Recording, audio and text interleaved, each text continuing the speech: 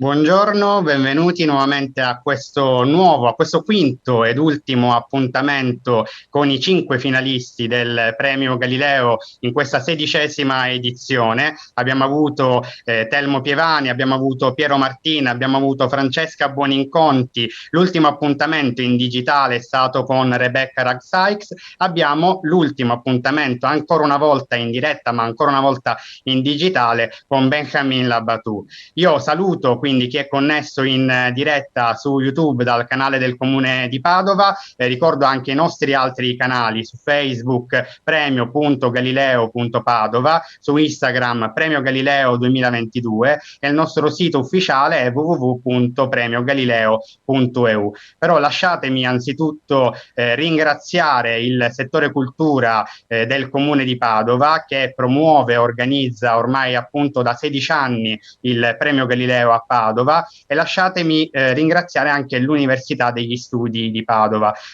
principalmente nella figura della rettrice, della magnifica rettrice Daniela Mapelli, che quest'anno è anche presidentessa di questa giuria composta da 11 giurati, tra cui abbiamo anche oggi il piacere di avere Silvia Bencivelli, che ha contribuito a decidere tra i 5 finalisti Benjamin. Io ve la introduco rapidamente dicendovi che è giornalista scientifica, autrice radio-televisiva.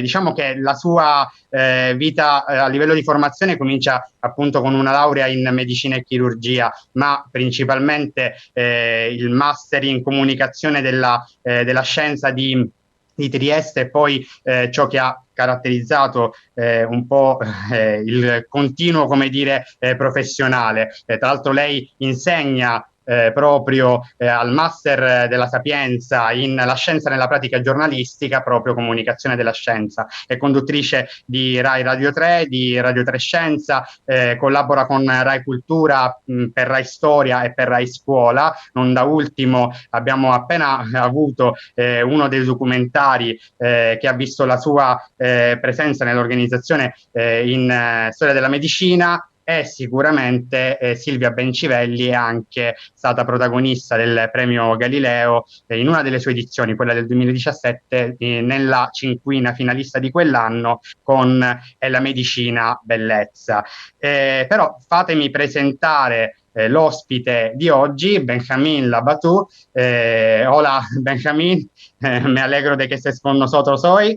Mi fa piacere averti qui oggi. Lascia che ti presenti al nostro pubblico italiano. Benjamin nasce a Rotterdam, nei Paesi Bassi, cresce all'Aia, a Buenos Aires e a Lima, ma a 14 anni si trasferisce a Santiago del Cile, dove studia giornalismo e comincia la sua carriera in ambito letterario con un volume L'Antartica in Piesacchi che viene edito a Madrid nel 2010, scrive anche romanzi come Después de la Luz a Santiago del Cile, edito nel 2016, ma in Italia è assolutamente noto per il libro che presentiamo oggi, Quando abbiamo smesso di capire il mondo, edito da Adelphi nel 2021 e tra l'altro nello scorso anno, sempre per Adelphi,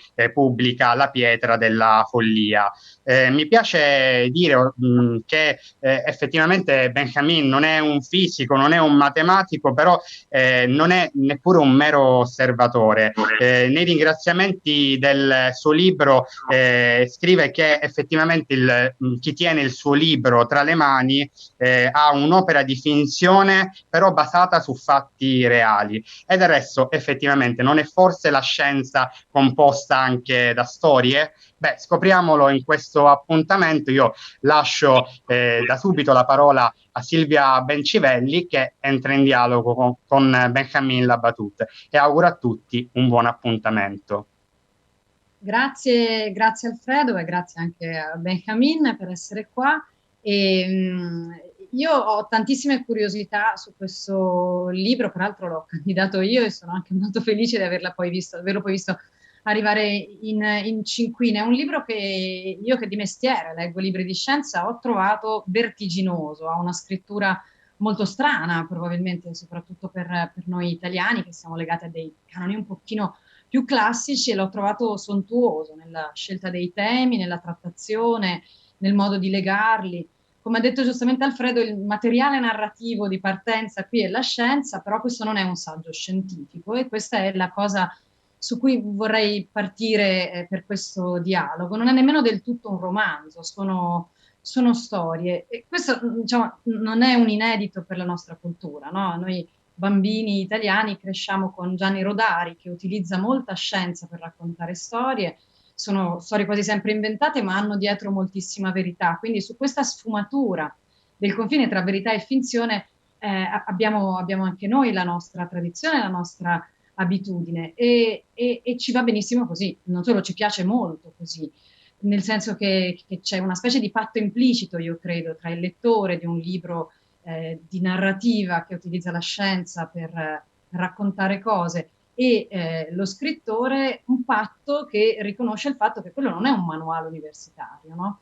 E lo dico perché ho letto molte cose su questo libro che secondo me adesso sarebbe divertente anche approfondire con Benjamini. Insomma, io qui non riconosco la parte vera e la parte inventata, e questo a me piace, mi piace moltissimo, mi trascina in un gorgo di racconto in cui alla fine credo che venga fuori soprattutto un contributo da parte di questo libro alla scrittura scientifica, che è quello di dimostrare quanta irrazionalità ci sia nella scienza. Ecco, a me questo libro è piaciuto per questo, non soltanto per i racconti che fa, non solo per le storie che è riuscita a ricostruire, anche storie molto ricercate come quella di Grothendieck, che immagino siano state difficili da rimettere in piedi, ma per il fatto che ci fa rendere conto di quanta immaginazione, di quanta emozione, di quanta irrazionalità, alle volte anche al confine col delirio, ci possa essere nella costruzione razionale della nostra cultura scientifica. Il nostro sapere scientifico, che descriviamo spesso così razionale e fondato su termini che devono essere per forza rigorosi, invece trova un'espansione meravigliosa, e l'espansione principale della nostra cultura novecentesca, grazie proprio all'emozione, all'irrazionalità e alla fuga verso l'irrealtà. E allora a questo punto io mi sono fatta soprattutto una curiosità. Tu, Benjamin, vieni da una scuola di giornalismo. Perché ti sei messo a scrivere di scienza? Cioè, perché hai scelto che il materiale di partenza del tuo modo di raccontare le cose e la nostra cultura dovesse essere anche così difficile come la meccanica quantistica e il dibattito, insomma, sulla nuova fisica del Novecento che c'è stato nel secolo scorso? Empecé de ahí porque me parece que la mecánica cuántica, la física, en particular en el siglo XX, es como si se hubiera topado con un límite ontológico, es como si hubiera ahondado más de lo que le corresponde. Yo no hago ni periodismo ni difusión de ciencia, yo hago literatura, y la literatura es un tipo de saber muy particular, es un saber oscuro, es una mirada oscura sobre las cosas. Yo siento que es un antídoto necesario a la pulsión humana moderna de querer traerlo todo a la luz, de querer develar todos los misterios. La literatura hace la operación contraria. La literatura se trata de volver a inyectar el misterio en las cosas, de volver a mostrar su aspecto maravilloso, su lugar, su reverso más oscuro. Creo que eso lo hace mejor que ninguna otra arte humana. Para mí, el pacto que hay no es entre el lector y el escritor, es el pacto que hay entre la literatura y el diablo. Es un pacto muy antiguo y del cual yo me siento parte. Yo estoy fascinado por la ciencia porque me parece indudable que de todas las actividades humanas es la que hemos llevado más lejos, es la más peligrosa, es la más fascinante, es la más delirante también. Yo trato de hacer una literatura que surge casi de los bordes de lo que la ciencia ha delimitado como su ámbito, ¿no? El poder de la ciencia viene de excluir ciertos fenómenos, de decir, de esto podemos decir algo, de esto podemos decir algo con sentido. La literatura no reconoce ninguno de esos límites, ¿no? La literatura dice, incorpora la totalidad de la experiencia humana, y eso incluye toda nuestra irracionalidad, todo el mundo de los sueños, todo lo que es las operaciones desatadas de nuestra imaginación. En ese sentido, yo, si bien tengo un interés personal profundo y continuo en la ciencia, no soy una persona que acepte mucho los límites. No va contra mi carácter. A mí me gusta meter las manos más allá de donde debiésemos. En ese sentido también es una pulsión que hay en la ciencia. Pero en lo que yo escribo estoy tratando de hacer dos cosas que son completamente contrarias. Por un lado, quiero que las personas vean la maravilla que puede descubrir la ciencia, que vean las partes de la ciencia que la ciencia no entiende sobre sí mismo, porque son a mi gusto las más fascinantes. Y al mismo tiempo quiero volver a inyectar un poquitito de espíritu de vuelta en las cosas. Quiero apuntar hacia aquellas cosas que tal vez no podamos comprender nunca, que son aspectos muy luciferinos de nuestra naturaleza, e sin los quali io credo che non vale la pena vivere. Quindi è come dire che c'è qualcosa che la fiction dà alla scienza e qualcosa che la scienza dà dalla fiction, e si può costruire buona letteratura lì nel mezzo. Il premio Galileo è un premio letterario che si intitola però Per la divulgazione scientifica. Io non amo la parola divulgazione, infatti chiedo sempre che non venga usata per me, che vengano usate altre espressioni come scrittrice, autrice. Io appunto scrivo per la TV, per la radio, e ho un po' di difficoltà, ecco, all'idea che la scienza si debba raccontare spiegando quel che fa. Secondo me si può raccontare anche parlando delle persone che la fanno, che è un po' quello che fai tu e che è successo di veder fare ad altri. Per esempio, a Padova abbiamo un professore molto famoso in Italia, molto importante, che si chiama Telmo Pievani, che ha scritto un romanzo immaginandosi un dialogo tra Jacques Monod e lo scrittore e Albert Camus, per esempio, no? Immaginandosi un dialogo in un ospedale che non è in realtà mai avvenuto. Però, per esempio, è arrivata una domanda da parte di una professoressa universitaria che si chiama Maria Grazia Campantico, che chiede, insomma, conto di alcune critiche da parte degli scienziati a questo approccio alla narrativa che tratta la scienza come materiale letterario, no? Maria Grazia Campantico scrive, lei è dell'Università di Ferrara: nel libro ci insegna a smettere di capire il mondo come lo si è capito fino a oggi, fino a quel momento, e ad avventurarsi verso una forma di comprensione assolutamente nuova. Scienziati l'hanno contrastata in questa sua visione. È successo che scienziati la contrastassero. Allargo la domanda: più che contrastassero te e il tuo libro, che contrastassero l'idea che si possa usare l'invenzione per raccontare la scienza e la scienza per costruire un'invenzione che la fantasia non basta a sostenere. Es que yo voy a ser sincero, yo no tengo nada que decirle a la ciencia. No tengo nada. No creo que la ciencia pueda aprender demasiado de la literatura tampoco. Creo que la literatura tiene mucho más que aprender de la ciencia, muchísimo más. El magma que está levantando continuamente la ciencia a través de sus preguntas fundamentales sobre la realidad son materia prima para la imaginación humana. Hay contaminaciones cruzadas, hay momentos donde... pero hay momentos donde la visión del mundo que presenta la literatura puede servir de inspiración a algún científico en particular, a algún pensador. Por supuesto que lo hay. Pero creo que hay algo que es muy diferente entre ambas cosas. Yo creo que la ciencia en última instancia está buscando indagar en los hechos de la realidad, y sin embargo la pregunta del sentido no cabe dentro del ámbito de la ciencia.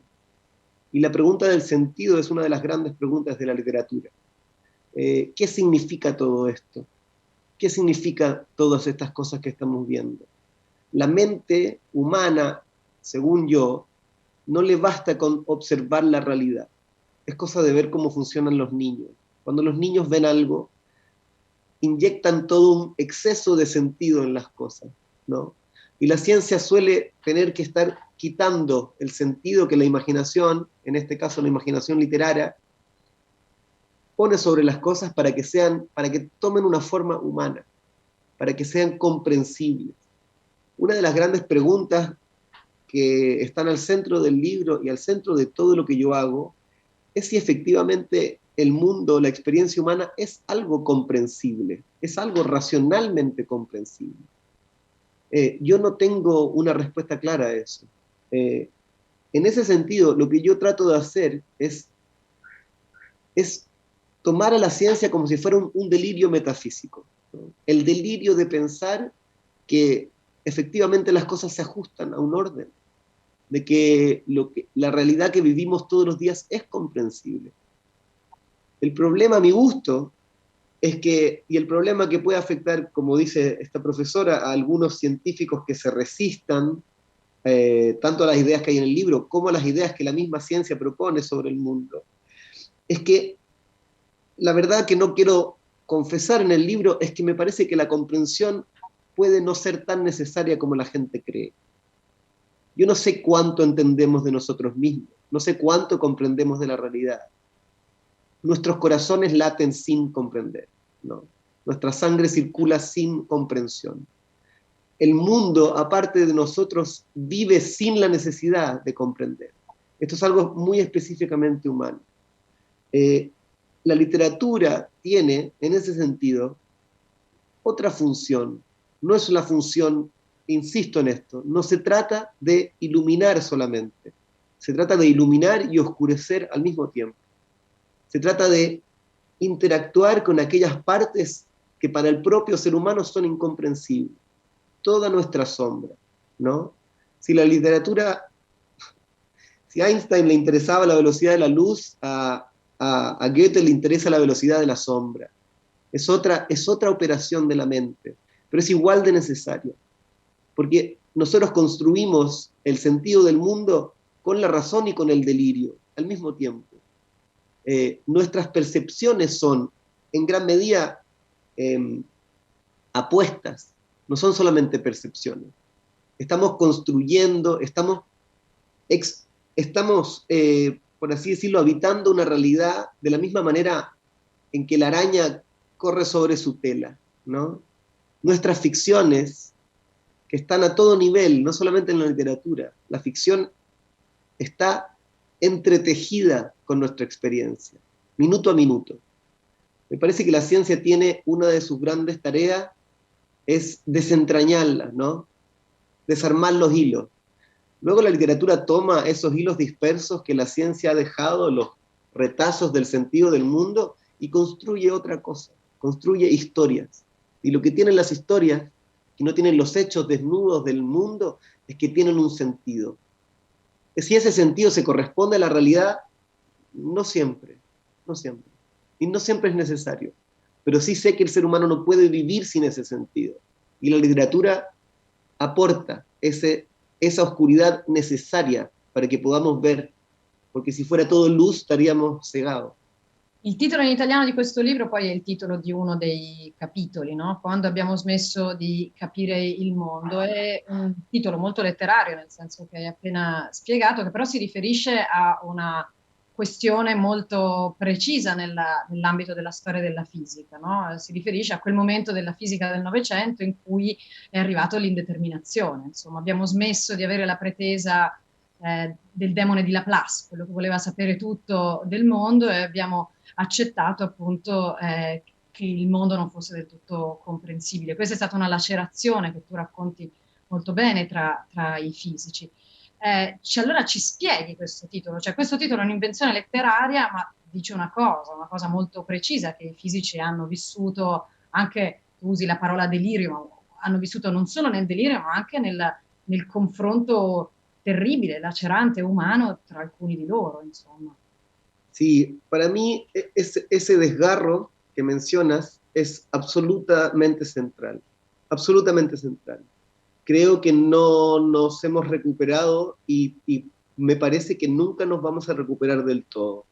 Para mí, el desgarro que ocurre en el momento en que la más exacta, la más concreta de las ciencias naturales se topa con un objeto que desafía todo nuestro sentido común.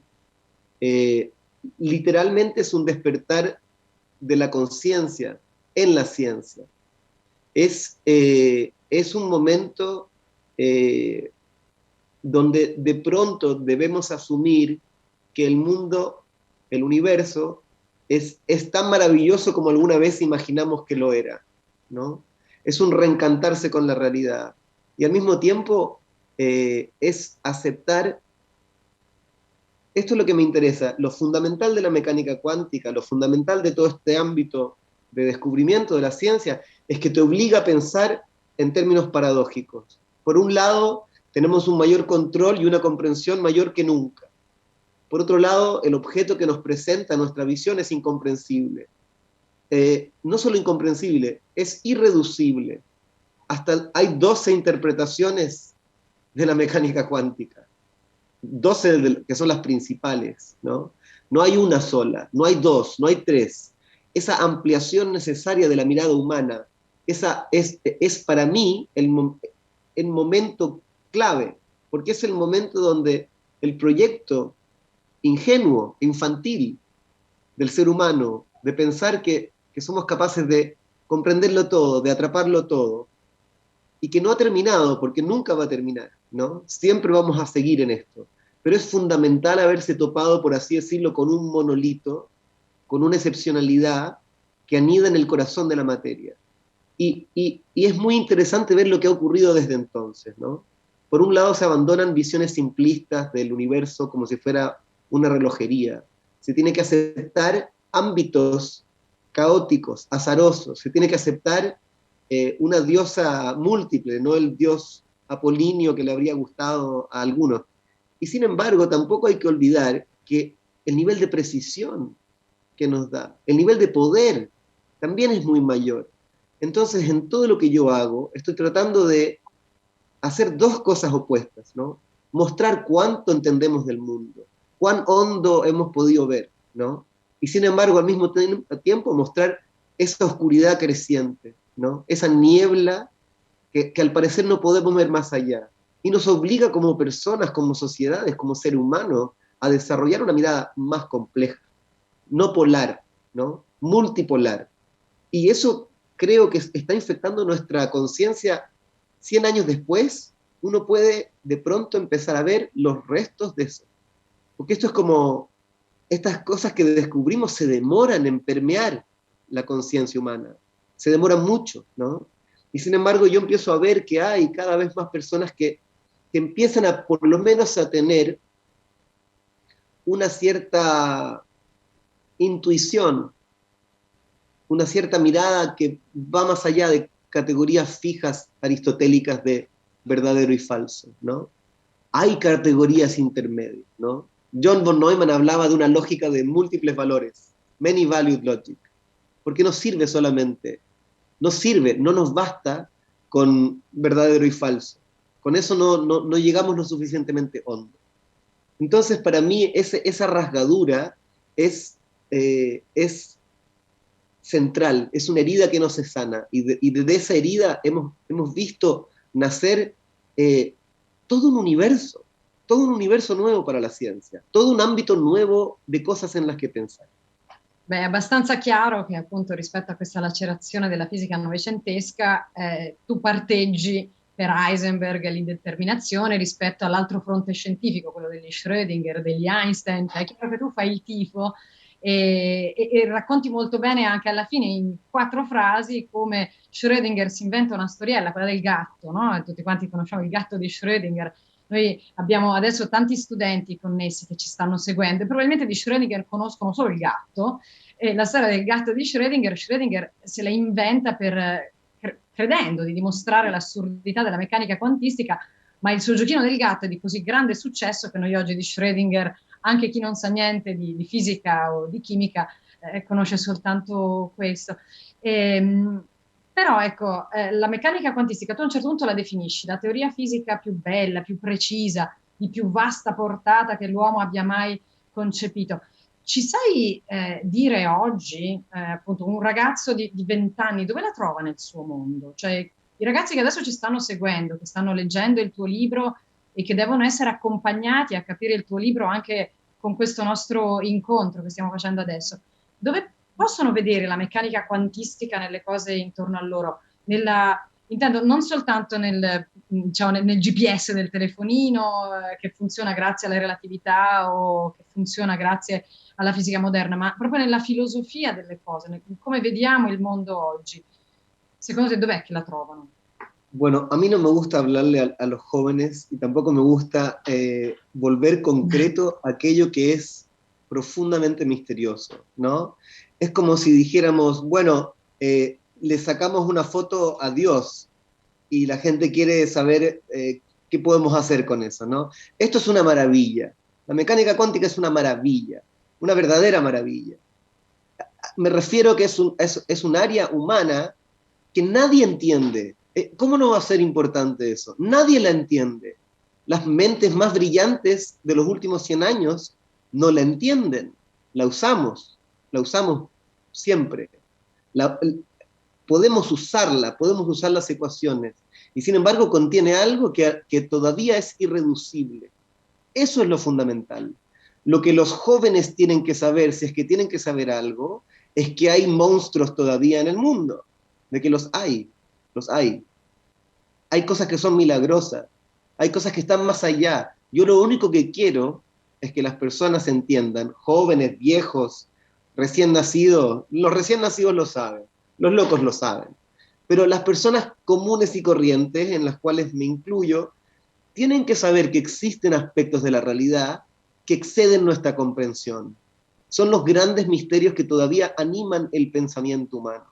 Y cuando perdamos eso, cuando todo el mundo esté, por así decirlo, cubierto por la racionalidad, vamos a haberlo perdido todo. Vamos a haber perdido nuestro corazón.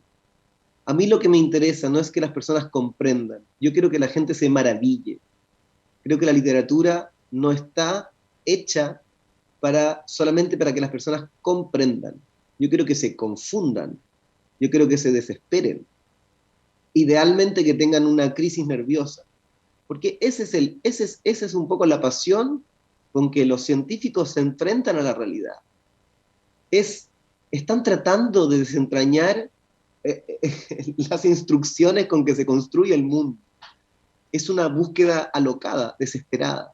Ese es el fervor que hay que recuperar. Y para no ser completamente, no ser pesado y contestar, en la juventud hay un dibujo animado muy, muy bueno que se llama Rick y Morty. Rick y Morty habla de realidades paralelas. Las realidades paralelas, como se entienden en ese dibujo animado, surgen efectivamente de la ecuación de Schrödinger, de una de las interpretaciones de la ecuación de Schrödinger. La función de onda te ofrece una serie de posibilidades. Hasta ahora la interpretación mayoritaria es que de todas esas posibilidades se actualiza una, y las demás es como si nunca hubieran existido. Bueno, hubo un teórico norteamericano, Hugh Everett, muy interesante, que dijo, no, todas se actualizan. Es una mirada al universo como si fuera una fertilidad casi sin límite. Cada vez que una partícula tiene 10 posibilidades para hacer 10 caminos distintos, hace los 10. Y cada una de esas se va abriendo como un árbol. Rick y Morty toma eso como la premisa para hacer un producto cultural muy entretenido. Eso lo pueden ver ahí, eso es una interpretación. No tienen cómo saber que nace de la mecánica cuántica. Pero creo que hay que cada vez más alejarse de lo concreto. Hay que pasar del celular a Dios, porque ese es el salto que da la imaginación. Ese es el nivel de profundidad. Las preguntas de la física son fundamentales, no son prácticas. Va bene, allora torniamo sulla questione del rapporto tra razionalità e irrazionalità, il nostro pensiero, la costruzione delle nostre idee, anche se siamo uomini di scienza, che non avviene soltanto secondo appunto principi pratici o principi soltanto razionali. Il legame tra follia e genio è un cliché. Ormai lo sappiamo, non vado a chiedere se gli scienziati sono tutti dei pazzi, anche se molto spesso ci sono degli aspetti del loro pensiero che ci fanno veramente immaginare che ci sia dietro una capacità di azione spesso, forse non propria di tutti, insomma, che richiede qualcosa, ecco, che non sempre tutti quanti abbiamo. Però ecco, al di là del cliché, ci deve essere qualcosa tra la creatività scientifica e magari certi aspetti del pensiero che nel tuo libro arrivano proprio al delirio, anche al delirio mistico. Possono arrivare anche al patologico. Tu ce li vedi? E come mai ti è piaciuto così tanto andare a sottolineare?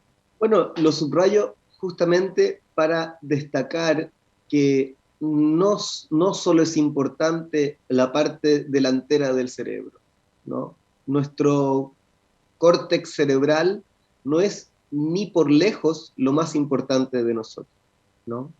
Acarreamos el pasado, acarreamos una conexión con fuerzas que nos habitan y que no son comprensibles y que no son racionales. La mitad de nuestras vidas están dadas al delirio, a la imaginación sin límites de los sueños, a toda nuestra capacidad de inyectar sentidos a la realidad que no sabemos si es que están en la realidad. A mí lo que me interesa es no solamente los descubrimientos maravillosos y verificables, a mí me interesan las teorías falsas, a mí me interesan las ideas para las cuales no hay ninguna evidencia, porque el mundo también tiene un delirio y hay que saber entrar en ese delirio, hay que saber entrar en ese ámbito de las cosas.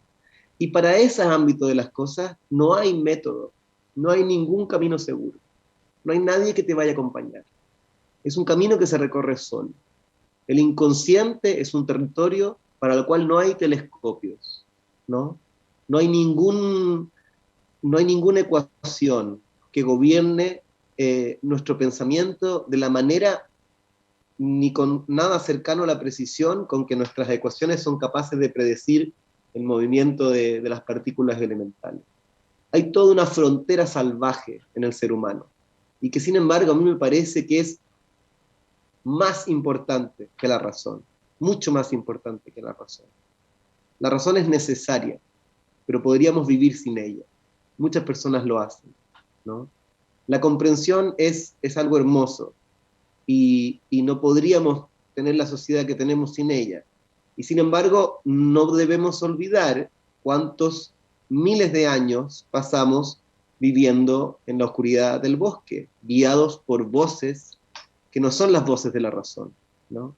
Hay otras fuerzas que nos habitan y esas fuerzas se están perdiendo. La gente no tiene mecanismos, no tiene ningún... Uno va a la universidad y te enseñan sobre Galileo y sobre Newton, y no te enseñan los rituales místicos de alquimia que hacía Newton, ¿no? No te dan ninguna herramienta para poder lidiar con la oscuridad. No te dan ningún curso sobre cómo hacer un rito de magia, cómo invocar a los dioses en base a los cuales nos construimos como seres humanos. Esa conexión con lo invisible es más importante todavía que la ciencia y se está perdiendo por completo. Y queda en manos de charlatanes, y queda en manos de tarotistas, cuando tiene que ser recuperado por cada ser humano. Cada ser humano tiene que tener una educación racional profunda, tiene que conocer la ciencia, tiene que conocer los sentidos del mundo que revela la ciencia, y cada uno de esos seres humanos al mismo tiempo tiene que tener un doctorado en su propio inconsciente, en las fuerzas incomprensibles que nos animan. Y sin esa doble visión uno queda ciego. Uno puede estar tan cegado por la razón como por la superstición. Hay que tener competencias en ambos sentidos, ¿no? Entonces sí, sepan de ciencia, pero vayan a la Capilla Sixtina también. Allora, guarda, giunge probabilmente al momento giusto la domanda della classe quarta dell'Istituto Tecnico Commerciale Einaudi Gramsci di Padova, che chiede molto semplicemente qual è la tua tesi, ecco, qual è la tesi nel libro, se riuscissi, cioè se puoi riuscire a riassumercela. Loro dicono, noi ne abbiamo capita una, ma non ne siamo sicuri. Abbiamo smesso di capire il mondo quando abbiamo smesso di usare un sistema logico-matematico e ci affidiamo a qualsiasi cosa, a qualsiasi informazione. Non credo sia una sintesi proprio corretta di quello che tu hai voluto scrivere. Come puoi rispondere a questi ragazzi? No, abandonen las tesis, dejen de pensar de esa manera. Uno no escribe con un proyecto en la cabeza a menos que estés buscando dinero. Uno no se enamora de la realidad si es que estás haciendo un doctorado o si estás pensando en cómo sacarse una buena nota al final del curso, ¿no? No hay tesis, lo que hay es pasión, lo que hay es dejarse enamorar por algo, lo que hay es intuición. Hay que hacer las cosas sin saber lo que estás haciendo. Hay que entregarse, hay que saber abrirse. No hay una tesis. A mí, si yo pudiese publicar mis libros sin ningún texto en la parte de atrás, sin ningún comentario con respecto a lo que contiene el libro, sería mucho mejor, porque la verdad es que a mí las tesis no me interesan en lo más mínimo, no las tengo. Yo lo que tengo es una serie de ideas desordenadas. Eso es lo que hace la literatura. Y sin embargo, hay un orden también, hay movimientos en el caos. No solamente es desorden, ¿no? Hay atractores, grandes atractores que te tironean. Olvídense de las tesis y traten de desarrollar una relación cercana con algo que los excede, con algo que es más grande que ustedes. Esa es la única tesis. Mi tesis me voy a resistir aunque la tenga. Aunque yo tenga una idea, jamás la voy a compartir. Porque no hay que leer los libros de literatura para pensar, ni para sacar un resumen, ni para tener una tesis. Hay que leerlos para llorar, para tener una erección, para caer en el delirio. Esa es la inteligencia del cuerpo completo, ¿no? No es solamente lo che la razón te permite entender. Capisci che adesso il mio compito si fa sempre più complicato, insomma. Però io devo continuare a farti alcune domande, devo continuare a farti parlare del tuo libro perché in effetti qualcosa qua là però la dici, in tutta onestà. Per esempio, in tutto il libro, soprattutto per esempio i primi capitoli, no? Quando racconti quella reazione chimica che ha una doppia faccia, ci fai il fertilizzante ma ci ammazzi l'essere umano, quindi ci nutri l'essere umano ma ce lo uccidi anche a seconda di come la usi. Però in tutto il libro, non soltanto in questo, tu racconti anche le ricadute sociali. Mi dispiace dover usare anche questa cosa, ma anche politiche, economiche talvolta della scienza. In effetti saltano fuori a ogni pagina, insomma, volenti o nolenti, al di là del fascino dell'impresa culturale, al di là della fascinazione per una mente che produce cose così complesse e fantastiche come la nostra mente. Però racconti anche come talvolta gli scienziati non ne sono del tutto consapevoli, oppure come anche questo aspetto loro lo affrontano con strumenti alle soglie del delirio. L'ultima lettera di Haber alla moglie, che ti lascerei a te di raccontare adesso se ne hai voglia. Per esempio, racconta un altro aspetto molto complesso della struttura del pensiero scientifico, no? E dello scienziato che la produce, questa struttura. Claro, pero esa carta es falsa. Esa carta es ficción, porque el mundo no opera con las lógicas de la literatura, y la literatura impone su visión sobre la realidad. Esa carta es una necesidad literaria, es lo que hace la ficción. La ficción utiliza la imaginación, la mentira y el engaño para iluminar una verdad mayor, una verdad que no está contenida en la historia, que no está en los hechos del mundo, ¿no? No lo está. Ese texto, el primero, lo que quiere hacer es mostrar este flujo que es a la vez caótico y a la vez casi perfectamente racional de un fenómeno generando el siguiente.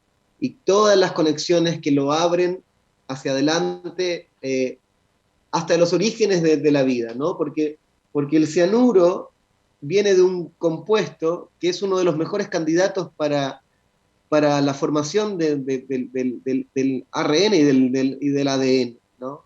Es uno de los grandes candidatos, como los compuestos que anteceden la vida. Y uno puede, y entonces para mí, la metáfora central está contenida en la materia misma, no en la ficción. En la materia misma, en una molécula inorgánica, donde está el potencial de generar la columna vertebral de la vida y de matar lo que crea, ¿no? Para mí las cuestiones morales son las menos interesantes, son las más simples, no son fascinantes.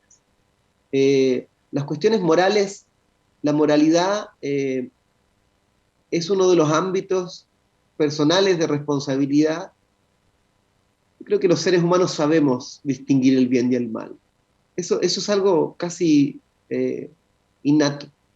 Lo que no sabemos distinguir bien es cuál es la forma en que nos relacionamos con, por así decirlo, todos los productos que surgen de nuestra mente, ¿no? Y nos tendemos a ver como algo aparte. Ese texto lo que hace es tomar ciertos hilos de la historia y mostrarlos, para que uno vea un poco cuál es la red completa, la red de sentido que nosotros tiramos sobre la realidad, ¿no? Y lo que ocurre con todas las redes, con todas las telas, es que al centro de la red hay una araña, siempre hay una araña, ¿no? Y lo que yo trato de hacer es llegar desde una de las esquinas de la tela hasta la araña central. En este caso, la araña central de ese texto es el holocausto, son las cámaras de gas. Es, una vez más, algo que excede nuestra capacidad de comprensión. Un mal en el mundo que parece desafiar las categorías simples de bien y mal. Hay un horror que, por así decirlo, nos excede. De la misma forma que hay una cierta bondad en las grandes figuras del mundo, como el Buda, que también nos excede y apuntan más allá del humano. Yo trato de escribir textos donde mostrar los dos lados, ¿no? El bien y el mal, pero sobre todo mostrar la araña, ¿no? Lo que está al medio de la tela, porque el ser humano también es su tela, de la misma forma que la araña también es parte, la araña y la tela son una misma cosa. Tú no puedes solamente elegir un valor quando miras la historia. Tienes che lidiare con l'orrore e la maraviglia al mismo tempo. Mentre parlavi me ne sono venute in mente 3 o 4 di domande, provo a sintetizzarle in una sola. C'è uno di questi personaggi che probabilmente è il più affascinante di tutti e anche il più recente, no? È Alexander Grothendieck, che effettivamente è morto nel 2014. Ha avuto una vita straordinaria dall'inizio alla fine, nel senso di fuori dall'ordinario, e ha avuto anche insomma, degli aspetti molto marginali, no? nelle sue scelte, si è allontanato da tutto e da tutti, ha vissuto, diremmo, come un barbone in buona parte della sua vita. Ecco, qui io vorrei chiederti tante cose. La prima di queste è come si seguono le tracce di una persona così e che cosa credi che una persona così abbia lasciato al mondo? Tu hai fatto, certamente molto hai inventato, ecco, la lettera di Haber l'ha inventata e lo dici chiaramente alla fine, l'hai detto adesso che la lettera di Haber era inventata, quella di Haber alla moglie? Sí, pero en el caso de Grothendieck no fue necesario inventar nada. No. Ah no? Ok, allora raccontaci un po' come hai fatto a inseguire, perché c'è questa matematica americana che a un certo punto compare. Eso es real. La matemática de Estados Unidos lo encuentra en una feria, se acerca, lo ve vestido como un monje, le trata de convencer de tener un diálogo, conversan un par de semanas, se escriben cartas, y cuando ella finalmente le dice, por favor, ¿podría tener acceso a lo que estás trabajando? Él le contesta una línea y le dice, ¿qué es un metro? Y ella le escribe una carta larguísima, se pasa semanas, y él nunca le vuelve a contestar. Se acaba el diálogo ahí. En la vida de Alexander Grothendieck no fue necesario inventar nada. Eso es maravilloso. La esoteria que hay ahí en su vida es real. Lo único que hice yo fue unirlo a Mochizuki, en la realidad no hubo ninguna unión entre ellos. Pero todo lo que se refiere a la vida de Alexander es real. Él era un hombre que tenía, lo que me atrajo a él son dos cosas. Lo primero es un don para la abstracción, porque es una de las cosas que hizo que el siglo XX tuviera la forma que tiene y el siglo XXI va a tener la forma que tiene, gracias a esta capacidad de la mente humana de alejarse del mundo y de verlo desde una perspectiva no humana, fundamentalmente abstracta. El problema de esa perspectiva es que pasado cierto punto tú ya solo puedes ver la totalidad. Y eso te acerca a la experiencia y al lenguaje del misticismo. Te corta el diálogo con los demás.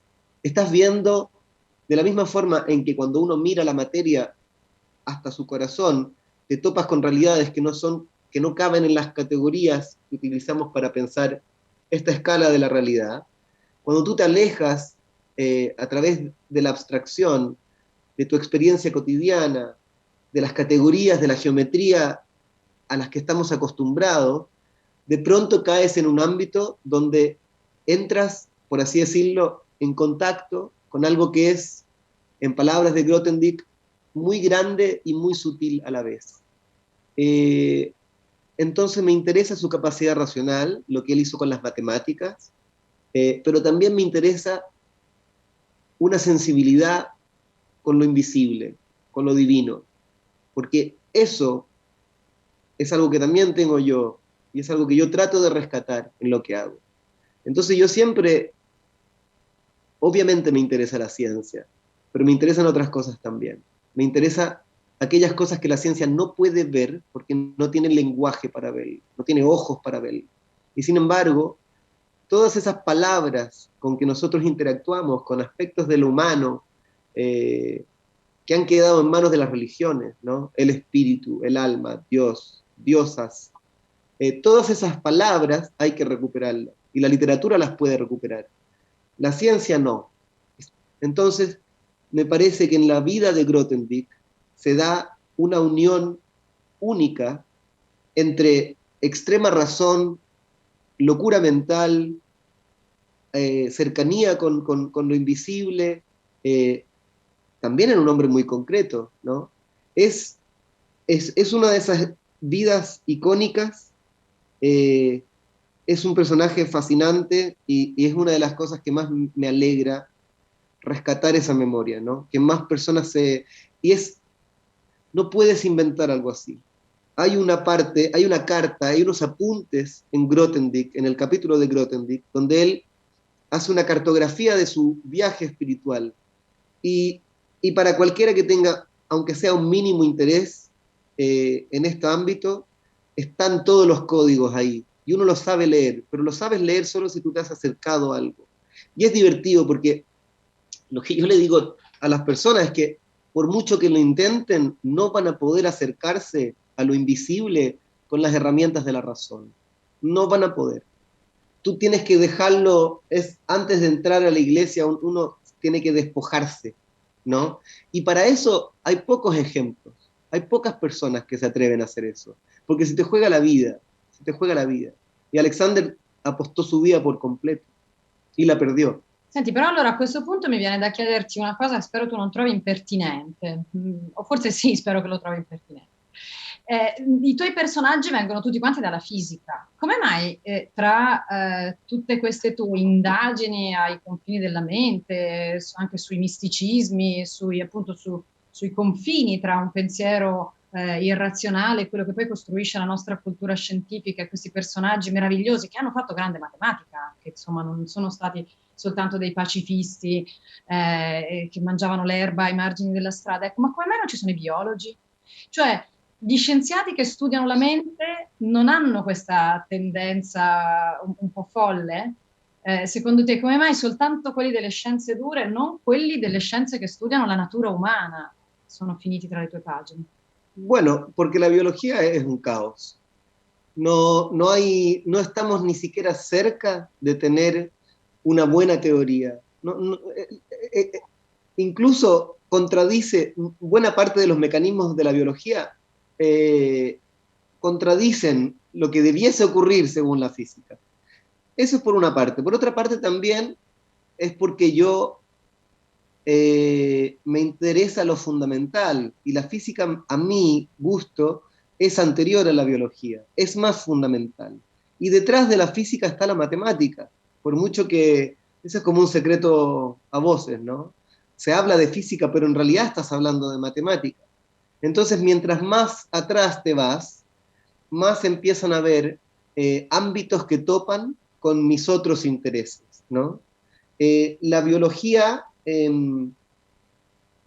muy concreta todavía, es muy concreta, es muy cercana a quienes somos nosotros. Eso, y también hay razones temáticas, ¿no? La revolución biológica empieza, a mi gusto, cuando von Neumann describe las reglas lógicas detrás del ADN, que lo hace 10 años antes de que descubran el ADN, 1945 más o menos. Entonces es posterior, ¿no? Lo que va a ocurrir con la biología es otra historia. Hay buenos personajes. Una científica que se llama, me parece, Lynn Margulis. Puedo estar equivocado. Ella propuso el concepto, si no me equivoco, de simbiosis, de dos organismos que viven juntos.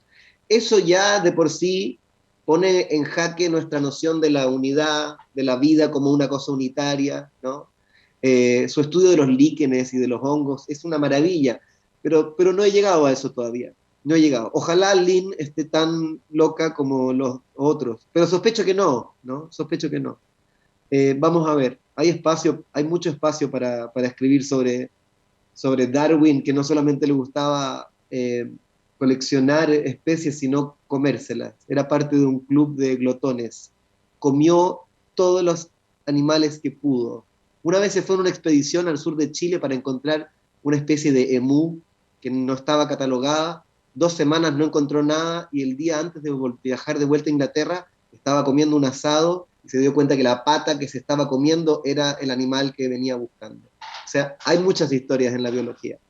Sì, sì, no, poi appunto Darwin si spaventava della propria idea, l'ha trovata così spaventosa che ci ha messo decenni a pubblicarla, e anche questa paura, secondo me, non differisce molto da quella che tu descrivi per la fisica, così come io trovo molto affascinante tutta la storia della nascita della vita sulla Terra e la scoperta che alla fine la vita mia, tua, di una spugna, appunto, di quell'asado lì, in fondo è sempre la stessa cosa.